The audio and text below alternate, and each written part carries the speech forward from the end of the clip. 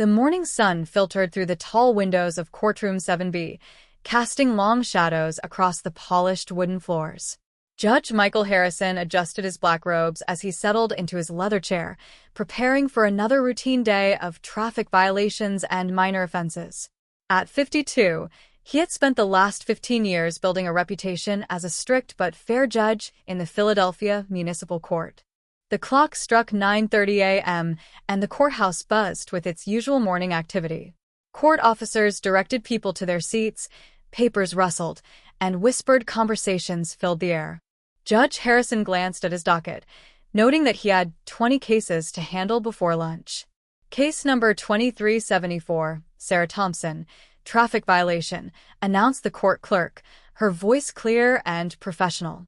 A well-dressed black woman in her mid-30s approached the podium. Sarah Thompson stood out from the usual traffic offenders. She wore a crisp navy blazer over a white blouse, her natural hair styled professionally, and carried herself with quiet confidence. In her hand, she held a leather portfolio containing her documents. Judge Harrison looked down at the citation. "Miss Thompson, you're here for running a red light at the intersection of Maple and 5th Street on April 15th at 8:45 p.m. How do you plead?" "I acknowledge being present at that intersection," Sarah began, her voice steady and articulate, "but I believe there are extenuating circumstances that I'd like to explain." The judge nodded, maintaining his usual stern expression. He had heard countless excuses over the years, and while he always listened, few truly warranted special consideration. "I was returning from the hospital where my mother had just been admitted for emergency surgery," Sarah continued.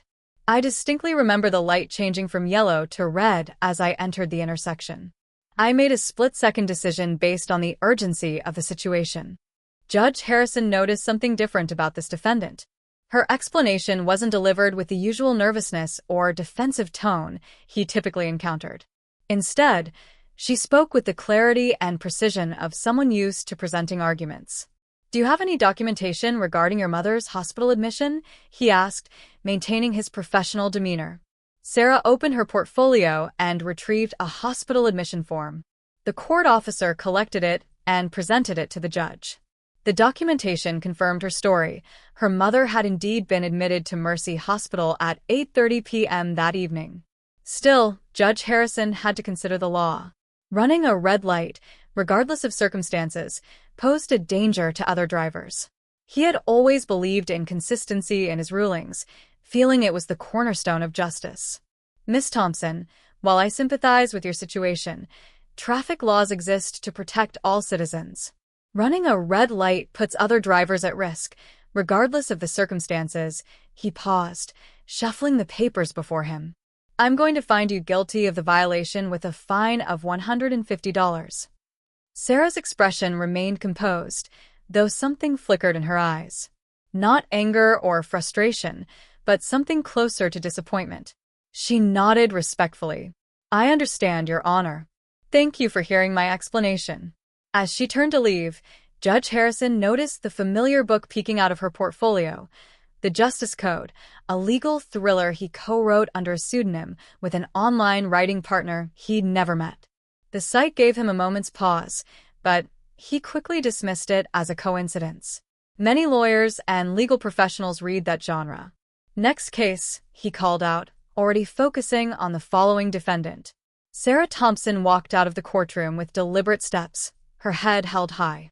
The morning sun caught her face as she passed through the beam of light from the windows, and for a brief moment, Judge Harrison felt an inexplicable sense of unease, as if he'd missed something important.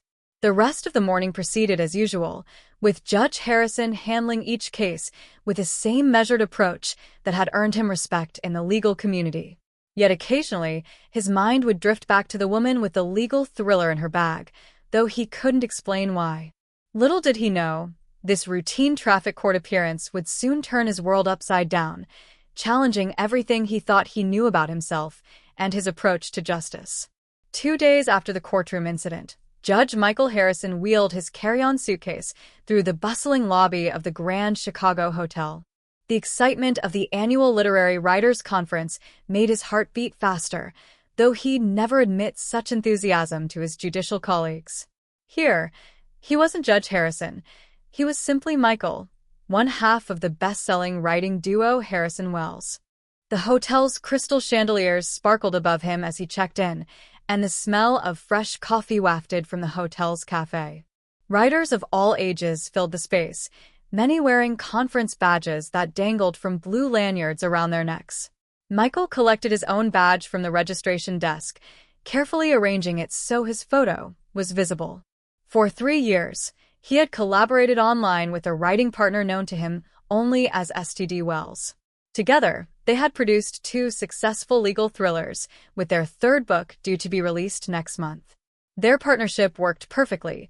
He provided the technical courtroom details, while STD brought the emotional depth that made their characters come alive. Michael checked his watch. 2:45 p.m. In 15 minutes, he would finally meet STD Wells in person. They had agreed to meet at the hotel's rooftop garden, a quiet spot away from the conference crowds. His writing partner had suggested the location, saying they'd recognize each other by wearing matching blue scarves, a simple but effective plan. As he rode the elevator to the top floor, Michael straightened his blue scarf and rehearsed his greeting. He had imagined this meeting countless times, picturing STD as a middle-aged man, probably another legal professional, given their extensive knowledge of courtroom procedures. The rooftop garden was a peaceful oasis above the city's noise. Potted plants created small private areas between comfortable seating arrangements, and a glass enclosure protected visitors from the Chicago wind while offering stunning views of the skyline. A few conference attendees sat scattered around, typing on laptops or engaged in quiet conversations. Michael chose a seat near the entrance where he could easily spot anyone wearing a matching scarf. He pulled out his phone, checking their last email exchange to confirm the meeting time. The familiar ping of a new message caught his attention. It was from STD. Almost there. Blue scarf as promised. Can't wait to finally meet. He smiled, feeling both nervous and excited. Their online partnership had produced not just successful books, but what he considered a genuine friendship. They had shared ideas, debated plot points, and supported each other through writing blocks and personal challenges, all without ever knowing each other's true identity. The elevator doors opened, and Michael looked up expectantly. His heart stopped. Walking through the door was Sarah Thompson, the woman he had found in his courtroom just 2 days ago. She wore a professional black dress, and around her neck was a blue scarf identical to his. Their eyes met, and he watched as recognition dawned on her face. The confident smile she had worn while entering the garden faltered for just a moment. "Michael," Sarah said, her voice carrying the same composed tone he remembered from the courtroom. "Or should I say Harrison of Harrison Wells?" Michael struggled to find words. The brilliant writing partner he had worked with for 3 years, the person whose insights had helped shape their compelling narratives about justice and redemption, was the same woman he had found without a second thought. "Miss Thompson, you're SD Wells?" he finally managed to say. "Sarah Thompson Wells," she confirmed, taking a seat across from him. The carefully arranged plants around them created an intimate space that suddenly felt too small. "I must admit, this isn't quite how I imagined our first meeting would go," she said. The irony of their situation hung heavy in the air. Their latest manuscript, sitting on both their laptops, dealt with themes of prejudice and assumptions in the justice system. Now, they found themselves living a scene that could have been pulled from their own pages. Michael looked at the woman before him, not as a judge viewing a defendant, but as a writer seeing his partner for the first time. The realization of his own biases began to sink in, creating a knot in his stomach that wouldn't easily unwind. An uncomfortable silence stretched between Sarah Thompson and Judge Michael Harrison as they sat in the rooftop garden. The beautiful Chicago skyline seemed to fade into the background as they faced this unexpected moment. The blue scarves they both wore, meant to be symbols of their partnership, now felt like reminders of the complicated situation they found themselves in. "Would you like some coffee?" Michael finally asked, trying to break the tension. His voice wasn't as confident as it usually was in the courtroom. "I believe we have a lot to talk about," Sarah nodded. Her expression remained carefully neutral. "Coffee would be good," she added. "No sugar. just like the characters' drink in Chapter 3 of our second book. As Michael signaled a nearby server, he couldn't help but notice how different Sarah looked from their courtroom encounter. Away from the formal setting of the courthouse, she carried herself with even more confidence. Her natural hair was styled differently, and she wore a stylish blazer that spoke of success rather than someone appearing before a judge. The server brought their coffees, and Sarah took a slow sip before speaking. "You know, I've been sitting on this irony for the past 2 days," she said.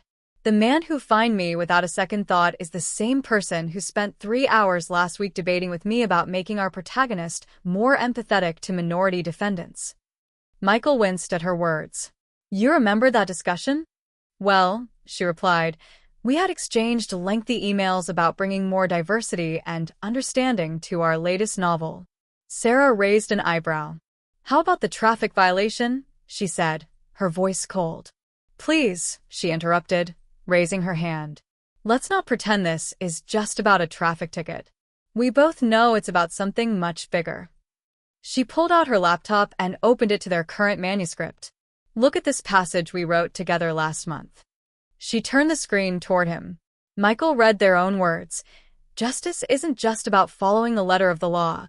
It's about seeing the human being standing before you, understanding their story, and recognizing that circumstances aren't always black and white." The irony hit him like a physical blow. Here he was, co-author of these words, yet he hadn't fully practiced what they'd written about in his courtroom. He had seen Sarah Thompson as just another case number. Despite her explanation about her mother's emergency surgery, he hadn't truly seen her.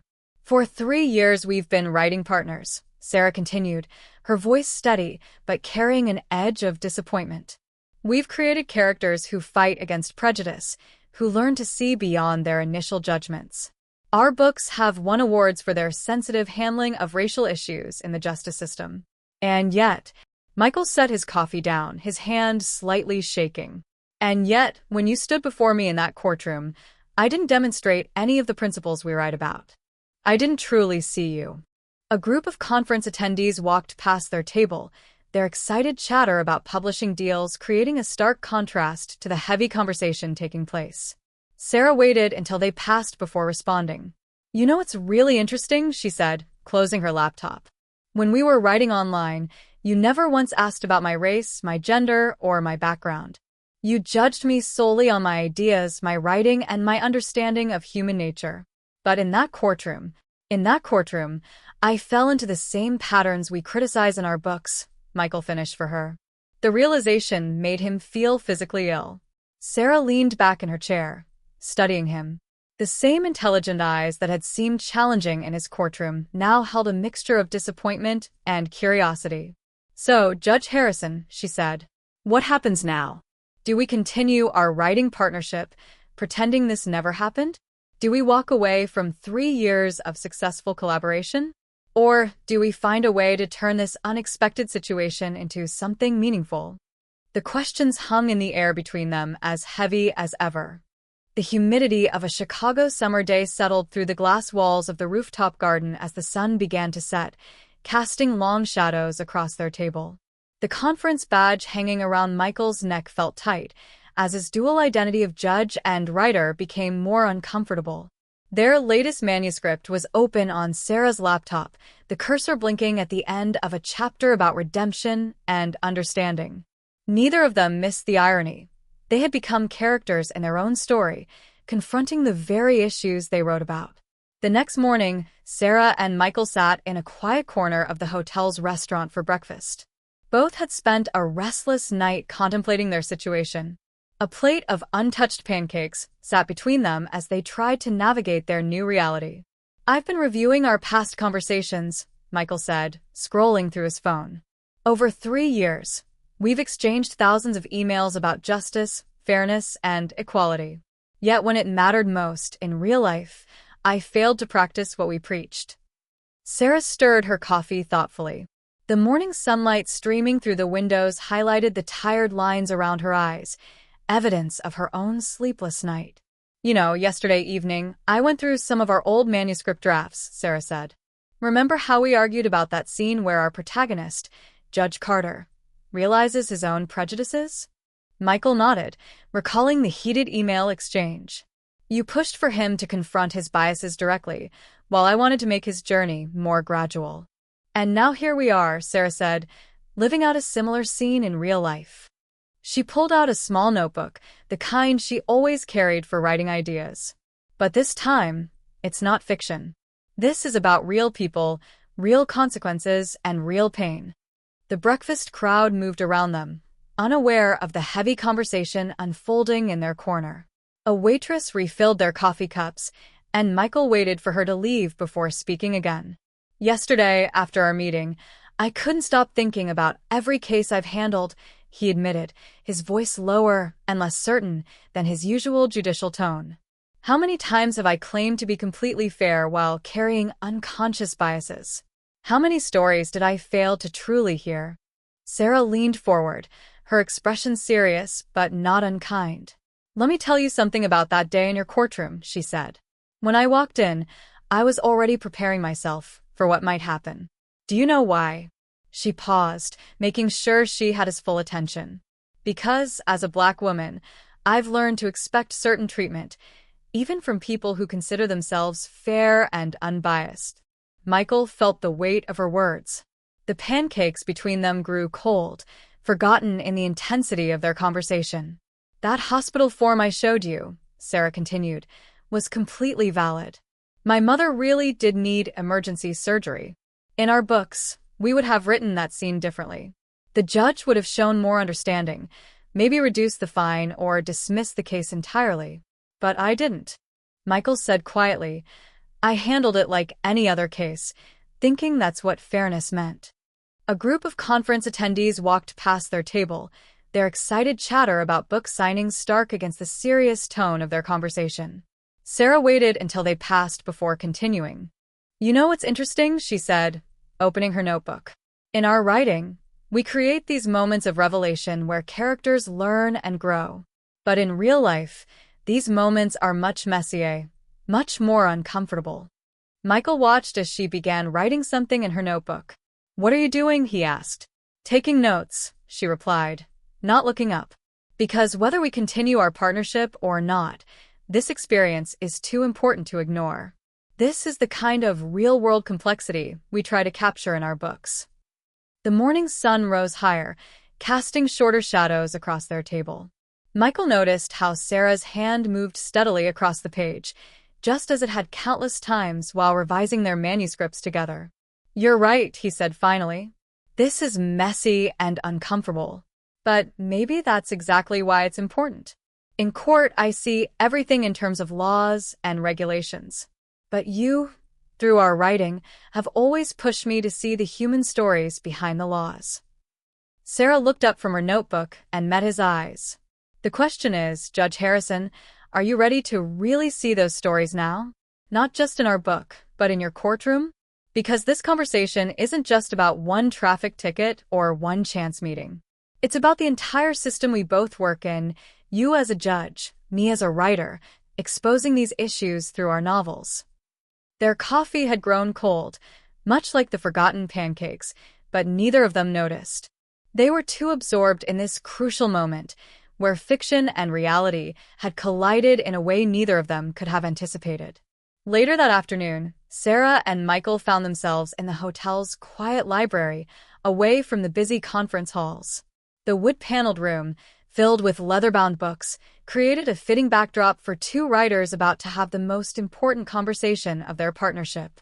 Before we begin, Sarah said, settling into a deep armchair, I want to share something with you. She pulled out a worn notebook from her bag. This is where I've kept track of every court appearance I've had to make over the past 10 years. Michael sat across from her, his judicial posture softening as he noticed how thick the notebook was. Sarah opened it, revealing neat handwriting and dated entries. Speeding ticket, 2015. Judge assumed I was lying about being late for a job interview. Parking violation, 2017. Officer wrote me up while ignoring an identical violation from another car. And now, 2024, running a red light while rushing to see my mother in the hospital. She looked up at Michael. Do you notice a pattern? The late afternoon sun cast long shadows through the library windows as Michael studied the pages. Each entry included not just the violation, but detailed notes about how she was treated, the assumptions made, and the outcomes. "These aren't just traffic violations," he said slowly, understanding dawning in his voice. "These are documented experiences of bias." Sarah nodded. "The same bias we write about in our books. Remember chapter 12 of our last novel, where the young lawyer faces repeated dismissal in court despite his credentials? We based that on reader feedback," Michael said. "But this," he gestured to the notebook, "this is your real life." A library cart squeaked past them, the elderly librarian giving them a quiet smile. They waited until she passed before continuing their conversation. "You know what's ironic?" Sarah said, pulling out her laptop. "The day you find me in court, I was actually working on revisions for our new book's courtroom scene." She opened a document and turned it toward Michael. "Look at what I wrote that morning." Michael leaned forward to read. "The weight of justice isn't just in the laws we uphold, but in the humanity we recognize in each person who stands before us." "My words," he whispered, remembering their joint editing session. "Your emotions exactly," Sarah said, closing the laptop. "Every emotional scene I wrote, every character's frustration with the system, it came from somewhere real, from experiences like the ones in this notebook." The library had grown quieter as the afternoon wore on. Through the windows, they could see conference attendees hurrying to various sessions, their badges bouncing as they walked. "I need to ask you something," Michael said, his voice carrying the weight of genuine curiosity. "How did you maintain such professionalism in our writing partnership, knowing that the system I represent has treated you this way?" Sarah took a moment before answering, her fingers tracing the edges of her notebook. "Because I believed in the power of our stories to create change. Every judge who reads our books, every lawyer who sees themselves in our characters, that's a chance for understanding. But now the judge in your stories turns out to be just as biased as the ones in your notebook," Michael said quietly. "Yes," Sarah agreed. "But here's the difference." She leaned forward, her voice carrying a note of hope. "You're sitting here, having this conversation. You're willing to listen, to learn, to face uncomfortable truths. That's more than any other judge in this notebook has done." The library lights automatically switched on as the natural light faded, creating a warm glow around them. Michael picked up Sarah's notebook again, this time reading the entries more carefully. "Each of these incidents," he said, "represents a moment where the system failed you, where I failed you." He looked up at her. "How do we move forward from here?" Sarah reached for the notebook, but didn't take it from his hands. Instead, she opened to a blank page. "Maybe we start by writing a new entry. One where a judge and a writer sit in a library, having the kind of honest conversation that could change them both." The clock on the library wall ticked softly, marking this moment of potential transformation. Outside, the conference continued, but in their quiet corner, two partners were rebuilding their understanding of each other, one difficult truth at a time. The second day of the writers' conference was drawing to a close when Sarah and Michael met in the hotel's empty conference room. Their laptops sat open between them, displaying the manuscript of their upcoming book. The room still held traces of the day's activities, scattered papers, empty coffee cups, and the lingering excitement of literary discussions. "We need to make a decision," Sarah said, her fingers hovering over her keyboard. "Our publisher expects the final draft in 3 weeks. The question is, are we still a team?" Michael glanced at their shared screen, where their latest novel waited for revisions. The story suddenly felt different to him now, every word carrying new weight, every character's struggle more real than ever before. "Before we decide," he said, pulling up their original writing contract, "I want to acknowledge something. Our partnership has never been equal, has it?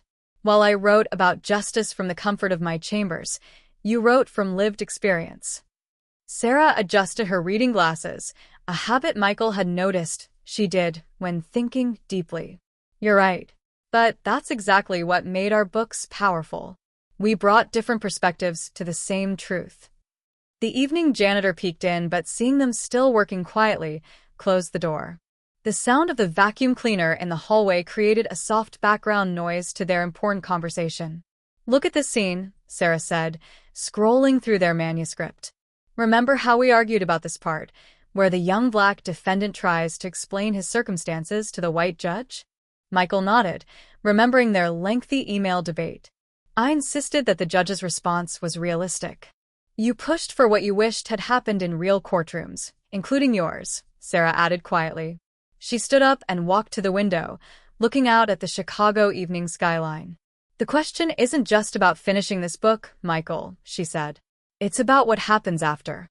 "What do you mean?" he asked, though part of him already knew. Sarah turned back to face him, her silhouette framed against the setting sun. "What happens after we finish this book, and after we decide what kind of team we are?" Framed by the city lights behind her, Sarah said, "If we continue writing together, things have to change, not just in our stories, but in real life. I can't write about fair judges with you while experiencing unfair treatment in actual courtrooms, even yours." The weight of her words filled the room. Michael closed his laptop, giving her his full attention. "What are you proposing?" he asked. "A new kind of partnership," Sarah replied, returning to her seat. "One where our writing influences reality, not just the other way around." She pulled out a fresh document and began typing. "I propose we use our platform for more than just entertainment." The screen filled with her ideas. Speaking engagements about bias in the justice system, workshops for judges and lawyers, a blog about their journey from courtroom confrontation to meaningful collaboration. "You're talking about exposing ourselves?" Michael said, reading her words. "Sharing our story?" "Exactly," Sarah said. "No more hiding behind pen names, no more pretending these issues don't exist in real life. We use our experience, this unexpected meeting of judge and defendant turned writing partners, to create real change." Michael watched as she continued typing, her passion evident in every word. He thought about his courtroom, about all the Sarah Thompsons who had stood before him, their stories unheard or dismissed. "It would mean admitting my biases publicly," he said slowly, facing criticism from other judges, maybe even risking my reputation. "Yes," Sarah agreed, stopping her typing. "Just like I've risked rejection and dismissal every time I've walked into a courtroom. The difference is, this time we face it together, purposefully, for something bigger than ourselves." The room had grown darker, with only their laptop screens providing light. Outside, the conference was winding down, but for them, something new was just beginning. "Our publisher won't expect this," Michael said, finally breaking the silence. A judge and a defendant turning their accidental meeting into a movement for change. Sarah smiled, the first genuine smile he'd seen since their rooftop revelation. Sometimes the best stories are the ones we never plan to tell. They looked at their manuscript again, both knowing that whatever they decided would change, not just their professional relationship, but potentially the lives of countless others who would read their story and see themselves in its pages. 6 months after the Chicago Writers' Conference, Sarah Thompson stood at a podium at the National Judicial Conference, facing a room full of judges. Judge Michael Harrison sat in the front row, his presence both supporting and symbolic. The large conference hall was packed, with every seat taken and people standing along the walls. "When I walked into traffic court that day," Sarah began, her voice clear and strong, "I was just another defendant to the judge. Today, I stand before you as a best-selling author, sharing a story that changed not just 2 lives, but an entire perspective on justice." The audience sat in rapt attention. Many had read their latest book, Blind Spots, A Judge's Journey, which had hit the bestseller list 3 weeks ago. The book wasn't just another legal thriller, it was their real story, expanded to address the larger issues of bias in the justice system. "Court begins in 10 minutes, the clerk announced, poking her head in. "And the journalism students are here for their observation project." Michael nodded, adjusting his robes. This was another change they had implemented: regular court observation by law students, journalism students, and community members. Transparency, they had learned, was a powerful tool for transformation. "Ready for another day of real justice?" Sarah asked, gathering her materials. She now regularly sat in on his court sessions, taking notes for their ongoing research and writing. The courtroom was full when they entered. Beyond the usual defendants and lawyers, there were students with notebooks, community observers, and even a few judges from other districts who had come to learn from their new approach. "All rise," the V called out, but Michael quickly gestured for everyone to sit. "In this courtroom," he announced, as he did every morning now, "we rise not just for the law, but for justice and understanding. Every person here deserves to be heard, truly heard." Sarah took her usual seat near the front, opening her notebook. Their latest project was documenting the impact of their reformed courtroom practices.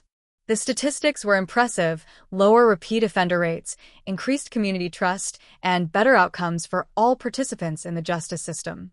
The first case of the day involved a young man who had missed his probation meeting. In the old days, Michael would have immediately issued a violation.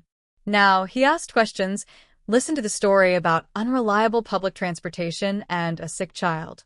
"Your Honor," the prosecutor began, but Michael raised his hand. "Before we proceed," he said, "let's understand the whole picture."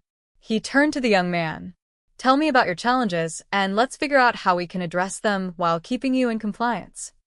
Sarah watched as the scene unfolded, taking notes. This was what they had been writing about all along: justice tempered with understanding, law enhanced by humanity. During the lunch break, they met with a group of visiting judges who were interested in implementing similar changes in their own courtrooms. "The key," Michael explained, "is recognizing that every person who stands before you has a story. Your job isn't just to judge the action, but to understand the context. And sometimes," Sarah added, "that person might even be your future writing partner." The room filled with knowing laughter. Their story had become legendary in legal circles. As the afternoon session began, Michael looked around his transformed courtroom. The walls hadn't changed, the law books were the same, but everything else was different. Each case now got the attention it deserved. Each person the respect they needed. At day's end, Sarah and Michael sat in his chambers, reviewing their notes. Their next book was taking shape, a practical guide for transforming courtrooms across the country. "You know what the best part is?" Sarah said, looking up from her laptop. "We're not just writing about change anymore. We're living it, creating it, spreading it." Michael nodded, thinking about all the lives they had touched, from that moment of uncomfortable recognition on the rooftop garden to this. "We've come a long way," he said. Outside his window, the sun was setting on another day in their transformed courtroom. But for them, it was more than just a workplace now. It was a beacon of hope, a model for change, and a testament to what could happen when two unlikely partners decided to turn their moment of conflict into a movement for justice. The traffic ticket that had brought them together sat framed on Michael's wall, a reminder that sometimes the biggest transformations start with the smallest moments. And as they packed up for the day, both knew that their work, their partnership, and their impact were far from over.